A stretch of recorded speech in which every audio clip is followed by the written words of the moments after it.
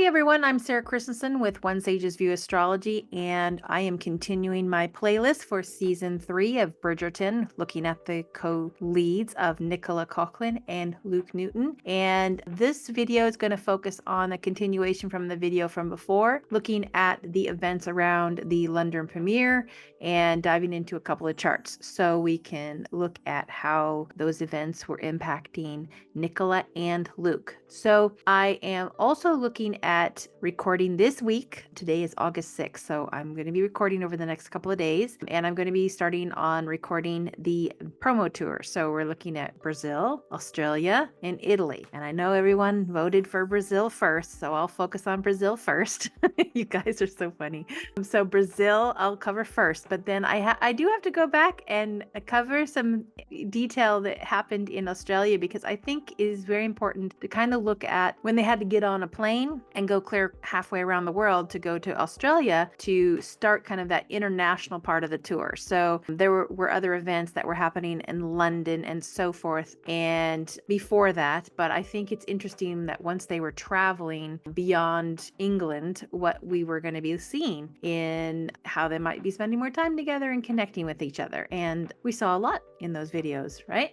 So we're having fun. So this is for you, and I enjoy doing it, and I enjoy your comments. And so if you see anything or don't understand something in the astrology, feel free to comment. I like to answer as much as I can given the time that I have. But this is for fun, and I hope you are enjoying it. If you want to learn more about your own astrology, you're welcome to contact me at One Sage's View. My website is onesagesview.com, and we'll go from there. So let's get started. I hope this part has been fascinating about, what we're seeing in this moment for Luke Newton at the premiere. Now, this is I flipped the chart to put the Luke on the outside and the moment of the premiere on the inside, just to kind of like, let me just flip this around, flip it inside out. Let's see what's, showing me something else. Yeah, the Pisces, which is so important for both Luke and Nicola, but absolutely for Luke here, because we're expanding on Luke. Pisces in the flipped perspective. Now we're just looking at the moment of the premiere and then the timing of the premiere, as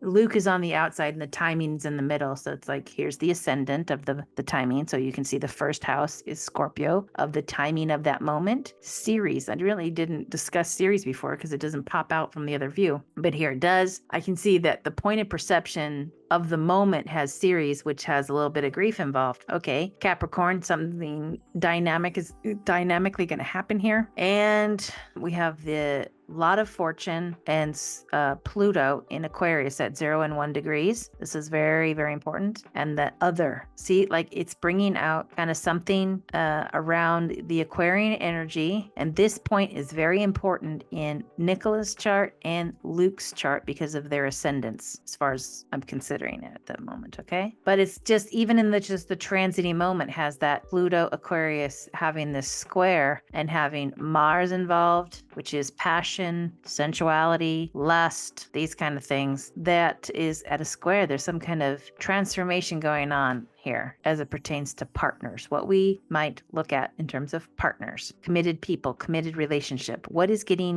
on deck to be transformed or is going through a transformation? It's in the mix of going through transformation. For Luke, the moment seeds this, okay? Luke is participating, so he's on the outside, but the moment itself in London of the premiere says, oh, these are all kind of picking up on things, and Luke's kind of reflection with it, this is a different point of view, okay? I also see that the ascendant trines the water. So the emotions around vulnerability, the feelings around creative, the feelings around the pleasure principle, and the illusion that one creates. And then his moon sensitivity, probably in late degrees of Cancer. That's all in the mix. And Eros is definitely involved. So that whole water trine, all the emotion that goes in there. And because the moment of the premiere has Scorpio rising, not only that is the sexy sauciness of the part 2 of season 3, but it's also that potential imprint of a betrayal on coming around and dishonesty of some sort. Now, who's dishonest? To me, it's either the in real life person, Antonia, or someone she's connected to as a part of that. Could be, you know what I mean? Manipulation. So all of that is in there as a potential. Okay. So Jupiter, I care about Jupiter, where, Jupiter here showing me in the transiting moment that the node this is Luke's Jupiter, the south node of the moment kind of show up in the 12th house, a relationship stuff that's been behind the scenes, but it's also like almost like a self-sabotaging thing. 12th house can have self-sabotage to it.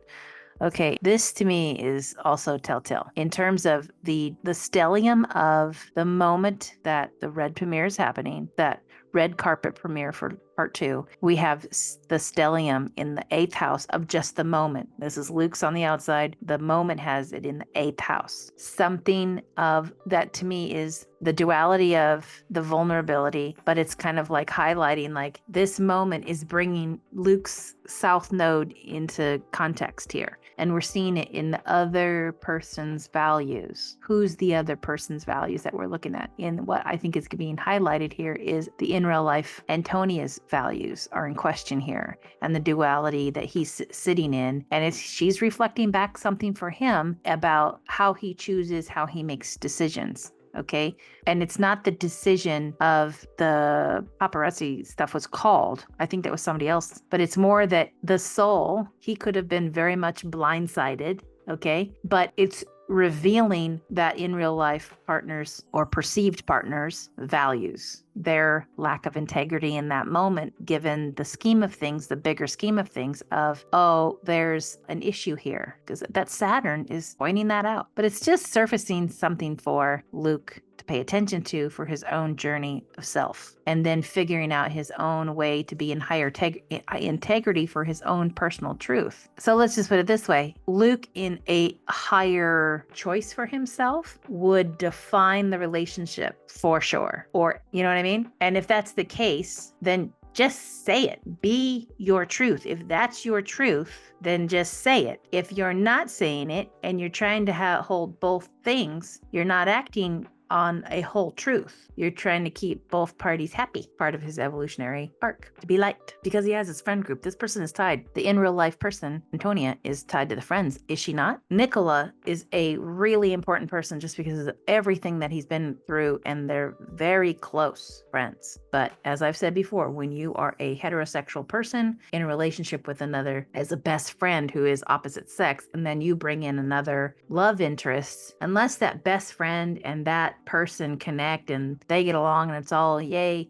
it works out, then there's automatic tension, potential for jealousy, potential for envy. That is such an interesting and sensitive subject between heterosexual people and having best friends as the opposite sex. Big one, huge. And if we're thinking about how we individually are looking at something, we're always taking something in, learning from something. This is a learning ground for millions of people that have maybe similar situations of like, yeah, I'm a heterosexual, I'm a female, and my girlfriend or excuse me, my boyfriend may have, I have a best friend who's a man, and my boyfriend is cool because they're cool together. They understand our relationship. That's a healthy individual way of authentic expression. But if there is any jealousy, that wouldn't survive. It would be toxic, right? Challenging. And I think this is such a valuable conversation because of that alone for millions of people. Now, there can be different scenarios even with same-sex people, but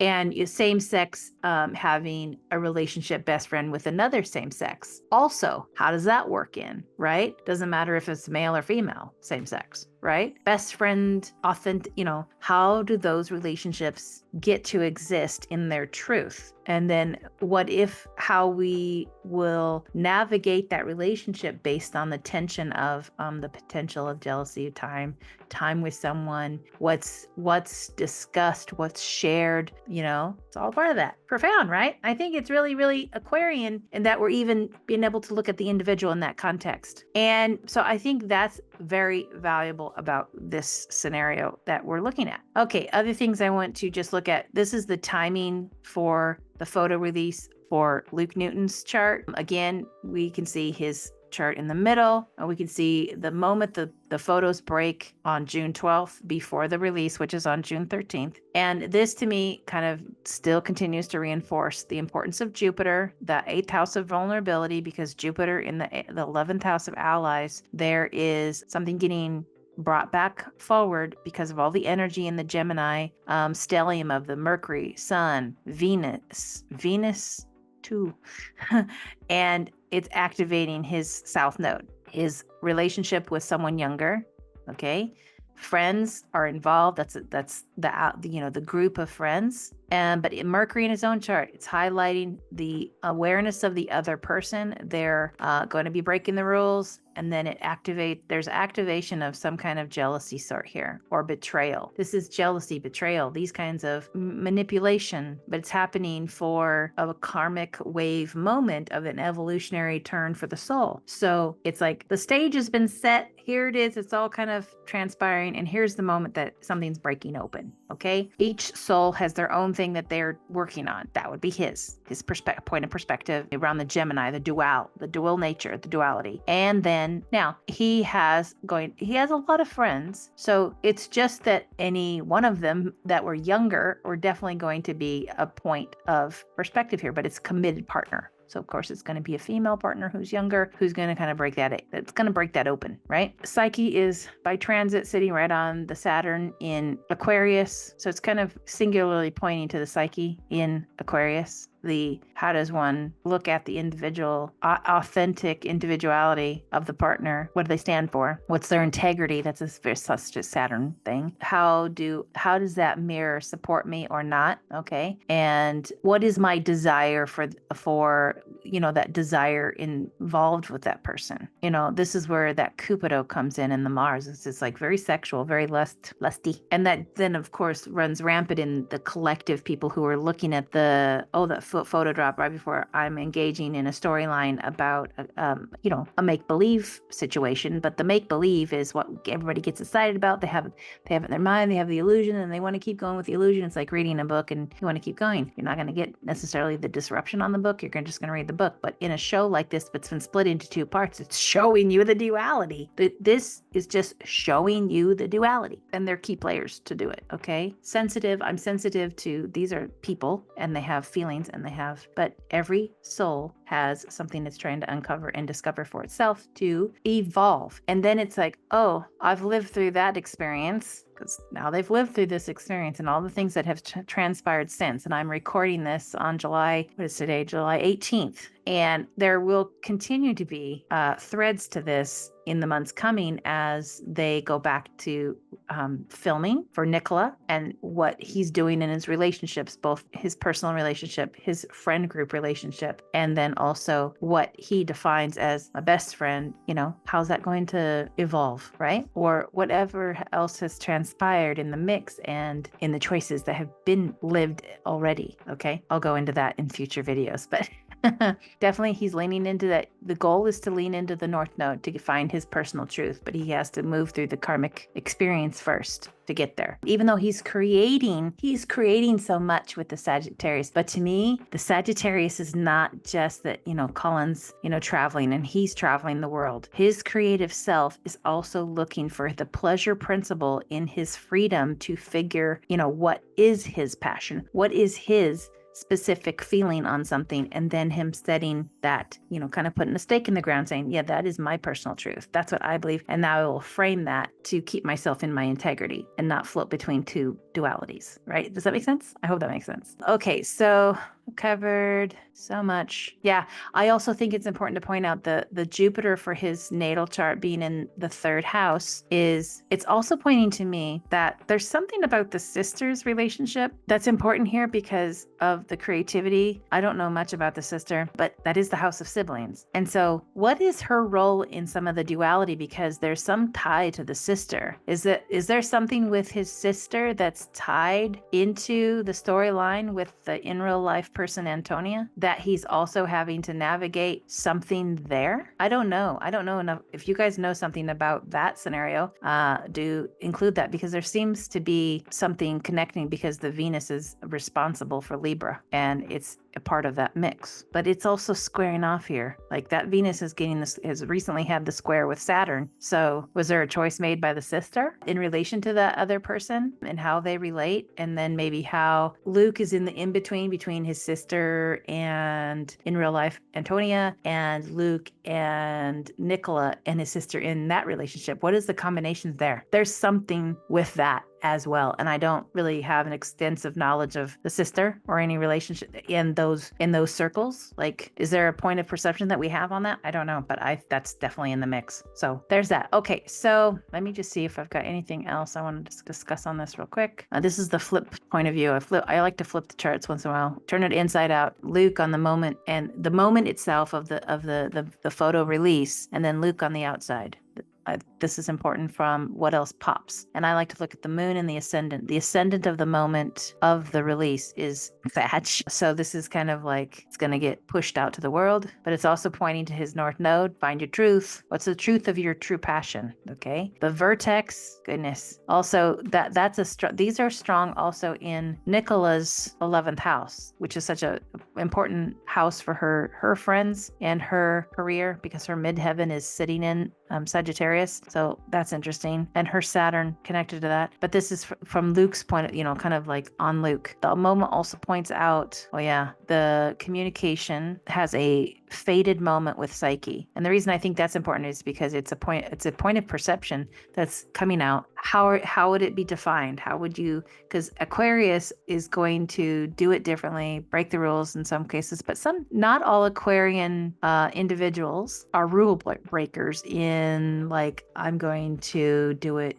wildly. Sometimes it's just a choice that's not popular, that kind of thing. But to me, it can be the age gap on both sides. There's age gap on both sides. Luke at 31, in real life, maybe person is 23, and best friend Nicola is 37, right? So age gap on both sides. It's kind of like the communication, the perception being pointed out here, but it's something still very Aquarian. Here again, this is like really stellium of the Gemini on the 7th house of the moment of the pictures breaking, and then his south nodes. We're bringing it right to you. Gonna dish this up for you, Luke. The universe is dishing it up for you, and you get to navigate it. Okay, and that is another person. That Mercury is right there. It's the other person doing. The midheaven is in Libra of the moment, telling us of the loss of something in a relationship, but it's also kind of breaking open a past life relationship scenario. And with the moon in Virgo in the 10th house, very visible, public reputation's going to get critiqued, and it's also something about the committed partner perspective that we're kind of analyzing here. We're analyzing because we have a show. It's kind of opening like that to be heavily critiqued because of we wanted the vision of the illusion. And so that kind of breaks that open. That's why it's so powerful. But it's not just that part. It's not just the show itself. It's the whole theme of it coming out for it to like, please explore this because we're putting it on a silver platter for you in a big way, right? So think of all of the fan base that loves the illusion, the massive illusion of romance, okay? When you have that, how does that hinder your in real life or relationships or realizing them, having them in your life because you have an ideal that you've set up through all the fantasy that you've created? You know what I mean? That's part of this equation. It's huge.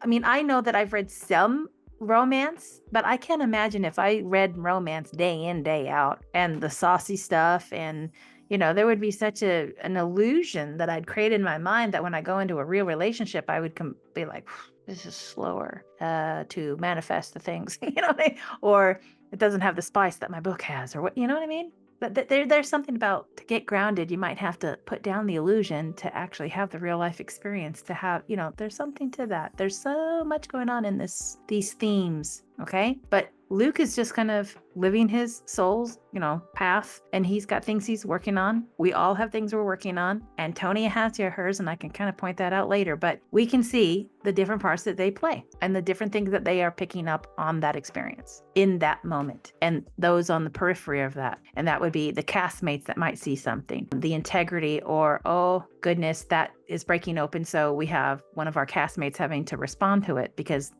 she's a co-lead, Nicola's having to respond to this this chaos that kind of unhinged. So the Pandora's box being opened, and Pandora's box, Psyche, underworld, and then Psyche coming out of the underworld and opening the lid. And it's about beauty. Isn't that interesting? Perceptions, all the different perspectives, the sides of the coin of beauty in a part of this theme, right? But it's kind of like Luke as an individual having where he's going to have to find his own personal truth through this kind of experience. Okay. Gosh, there's been so much. It just, when I explore these subjects, it just kind of keeps pinpointing things. Yeah. Okay. So that's the flipped perspective. I don't want to spend too much time on that. And this is just the moment. So you can just see it without Luke's chart, and you can see ascendant at Sag in case you wanted a snapshot of just the moment, because in the moment that we meet people or the moment of an event, you can look at that just singularly and kind of pinpoint what are the themes. Where's the moon? What's the ascendant? Where's the sun? Gemini in the 7th house, like that duality of point of perspective being brought forth from the perspective of the other, of the partner. Okay. And then all of the threads that can be pulled on that. Okay. The critique that happens, that, Juno is when it's in the 10th, it talks about the relationship, the career relationship. And the career relationship is the career relationship of the co-leads, the co-lead of Luke and Nicola, and what they presented as a couple of being Mr. and Mrs. Bridgerton. Luke is Colin and Penelope. And this is kind of like got a little spin on the part of the mythology of Juno with Hera connected with Jupiter. With Zeus, and that Jupiter, think about Jupiter or Zeus. Think about Zeus. Better put this in the Greek form. Zeus having all the affairs, all the things that he connected, like because of Eros. There's something in that can be, something to dive into as well. But I think it's interesting. The moment of the photos release, this is the moment. And so in the astrology itself, you can go into a deep dive, just looking at, the tension of personal truth of self and the duality of other. It's presented by the other. Okay. The critique of the soul, the feeling nature of self, and how sensitive that is in the public eye. See how many threads you can pull, and the sensitivity to where are the boundaries and how that then is in the mix, because we have this crossing. This is Saturn square all that energy. Okay. It's like a mutable square. Feelings, boundaries, these kind of the illusion. What kind of illusions do we create? And then what feels safe, what doesn't feel safe, the disruptive things. And then the cardinal energy. Cardinal energy is the Aries North Node, instincts, the identity of yourself, your right to exist creatively, your right to exist. That's Chiron in Aries, and Amor in Aries. That Amor is square his Luke's own Mars. So there was something to be said about that. But just looking at the moment here, it's the instinctual nature in the pleasure principle. But it's also, do you see me?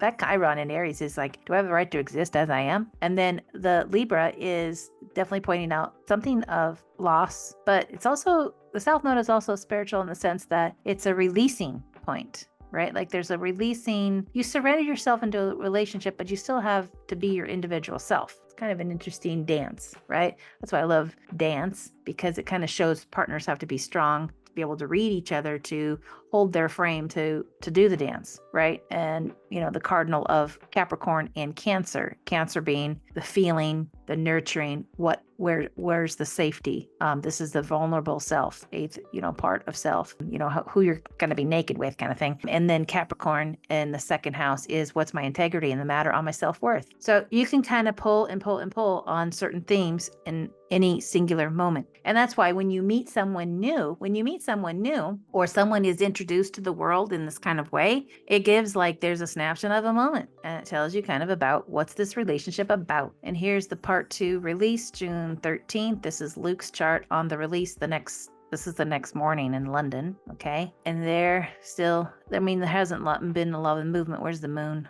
The moon's down here, and now it is conjoined Juno. And of course the Virgo is so tied to Nicola's chart in her 8th house of vulnerability, and her partners, her committed individual, like her co-stars, point of reference for her is his values. They're getting critiqued. And this is kind of going into the details like, what's important to me now? That Virgo makes you look at it humbly and point, but also it's a little bit, it's such a different energy between like a Leo moon, like wants to be seen. This Virgo moon is like more dialed back to like look at the finer details of something. And it's in the second house for Luke, unless he's a Virgo rising, right? But this is pointing into that self-worth point of view. And what does it mean with a partner, right? Okay. So what else I want to get out of the release moment? Still have the Saturn square, that Saturn square to that nodal axis.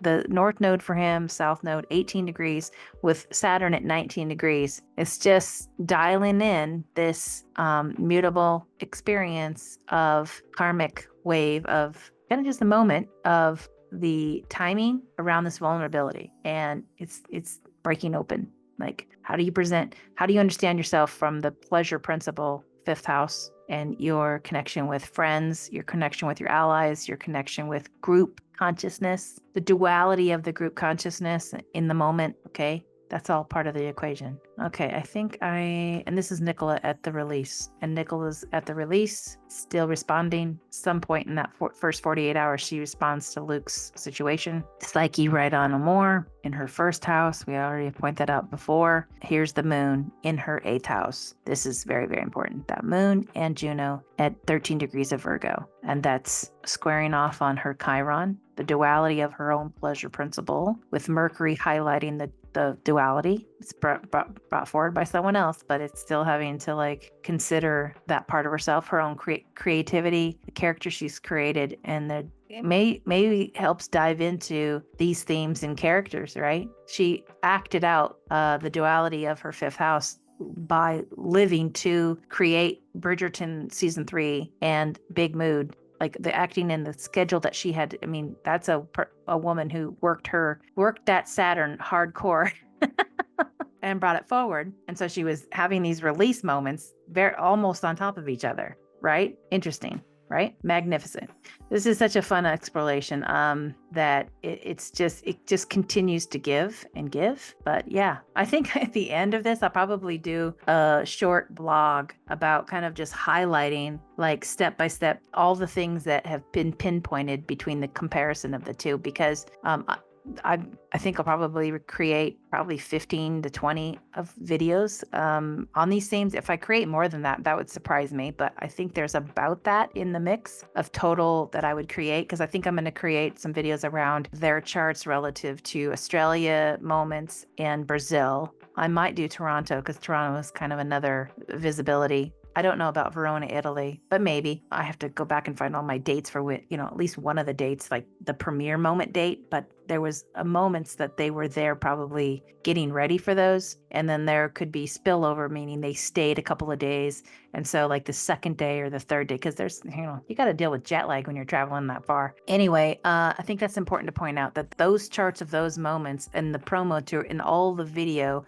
that people have been analyzing about their connection is a part of the mix and valuable in what was presenting in that moment. Especially, I think, between the difference between Australia, because that to me was the first foray of information of being visible and showing up and people, analyzing them, and they're holding them hands in Australia. That was kind of the first point that I was seeing that. Some of the interviews, I don't know where the live interview that happened when they were sitting on the couch. I'll have to go back and see exactly. That was there were so many interesting moments in their promo tour. Anyway, I will dive into those charts kind of each as their own separate video because of how I analyze things. I love to analyze them inside and out and everything, because other things pop and help me explore something of the subject material, especially Psyche and Eros. Now it seems like Juno and Pallas Athena have also kind of come forward. So definitely interesting about feminine energy, Black Moon Lilith here. So the shadow part too.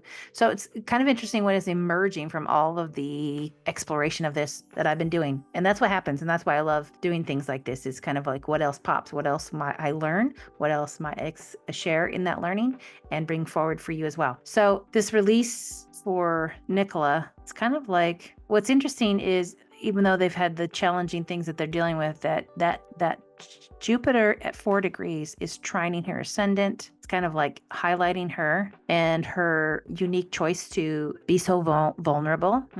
She's going to stand out, being different than, yeah. So she's living that. She's doing the work to show her Aquarian self through the work, through the creative art. That's interesting, but also tied into that. The ascendant is kind of pointing out the self and other mirroring again. That's going to show up, and that people will be exploring how those two co-stars play off each other. So it's highlighting the sun and duality. So the lady whistled down Penelope storyline, but while people are watching the part 2, and that storyline is emerging about the bringing together those parts of herself, not only in her own awareness that that's happening, but Colin watching that as the co-star, or not the co-star, yeah, as the co-lead, and his role is Colin, and what he picks up on that is I have a realization that you are the one, you are the same, you are both. So he has a realization, you see, and not only does Colin have a realization, but I think there's something of that happening in both Nicola and Luke of